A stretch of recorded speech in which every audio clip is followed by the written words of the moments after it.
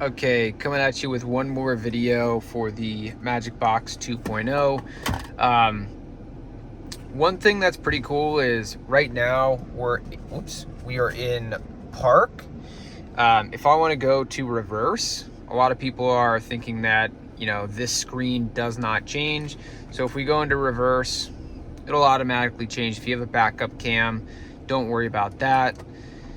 And that'll work for both Apple CarPlay and, like, let's say we're in the Magic Box streaming section of the product and we're on this screen or Netflix, YouTube, whatever, and we're reversing, you're not losing those capabilities. So that's super, super important.